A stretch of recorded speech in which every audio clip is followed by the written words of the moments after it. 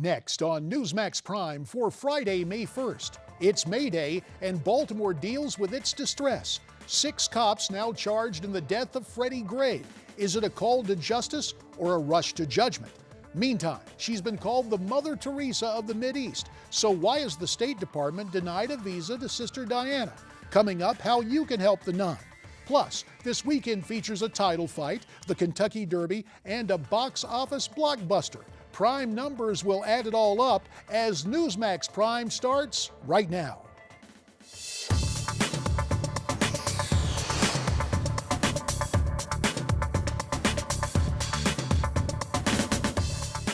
Good evening. Welcome to the Friday edition of Newsmax Prime. I'm J.D. Hayworth. It is so good you're spending some of your precious time with us. Now, of prime interest to you tonight, criminal charges filed and Baltimore police officers taken into custody earlier today after a ruling of homicide by the medical examiner in the death of 25-year-old Freddie Gray. Miranda Kahn has been following the story closely and has the latest. Miranda? JD, the death of Freddie Gray sparked riots in the Charm City. Now with those officers charged, there's a chance that the focus will shift from city streets to the courts. The findings of our comprehensive, thorough, and independent investigation, coupled with the medical examiner's determination that Mr. Gray's death was a homicide, which we received today, has led us to believe that we have probable cause to file criminal charges. Yes! Yes! Marilyn Mosby, the state's attorney for Baltimore, announced the charges against 6 cops to very vocal approval. Mosby said Freddie Gray suffered deadly injuries while in a police van, saying the failure of the officers to put a seatbelt on him may have led to his death.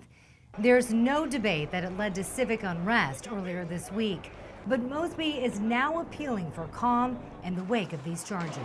To those that are angry, hurt, or have their own experiences of injustice at the hands of police officers, I urge you to channel the energy peacefully as we prosecute this case.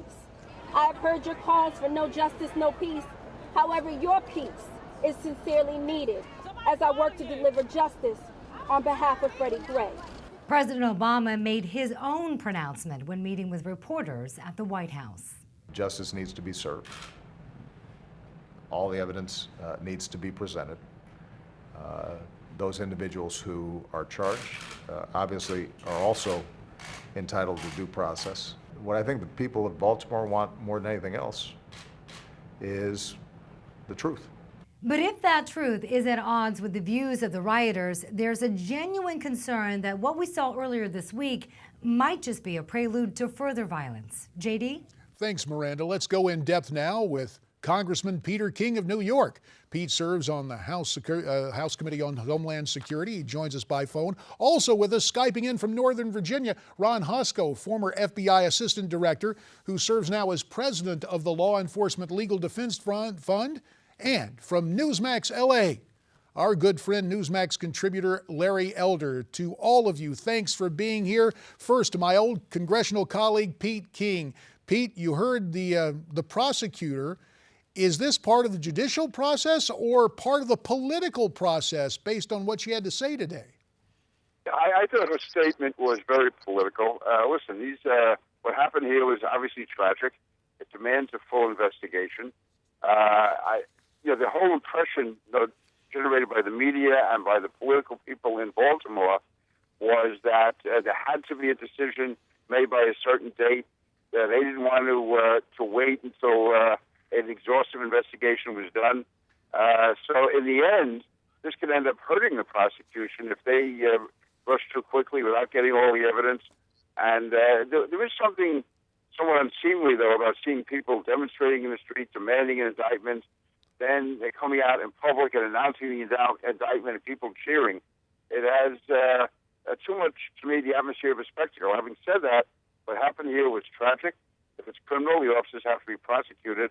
But people have to realize that criminal prosecutions are generally not carried out in like a carnival-type atmosphere. This is both for the person who was killed, for those who were charged, and for the system itself. And in the end, you can rush into something, and people who are guilty can end up getting off because of mistakes that are made. So for everyone's sake, including the communities, it's important that this be Understood, full and thorough. Pete. There needs to be deliberation. Unfortunately, time Absolutely. grows short. Let's move along to Ron Hosko. You're now president of a legal defense fund defending law enforcement officers.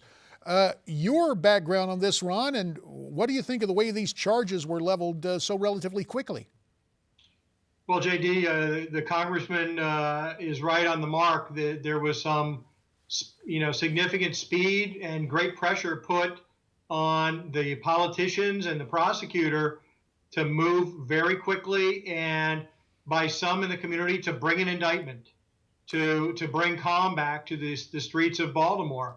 And so time is going to tell us all whether the facts really line up behind these charges and they're provable in their current form, whether this case has been overcharged and there's a lack of proof, and we see some madness in the streets again, or whether police officers are acquitted of charges and they walk away from this. The facts will determine the result. Larry Elder, we heard that reaction, and ostensibly when things go to the judicial system, that's supposed to cool passions. There's supposed to be deliberation. But hearing the reaction from the crowd as the prosecutor made the announcement today, is the emotion going to drain from this or just intensify? I am afraid it's just going to intensify, especially if the officers are found not guilty, which is a strong probability or a strong possibility. In watching the prosecutor, I just imagine how I would defend this. I was a law clerk for the DA's office years ago, my first job out of law school, and I saw how thoroughly the prosecutors went through the cases before they brought charges. Look how long it took for the charges to be brought in the Michael Brown Ferguson case. Look how long for charges to be brought in Trayvon Martin, George Zimmerman.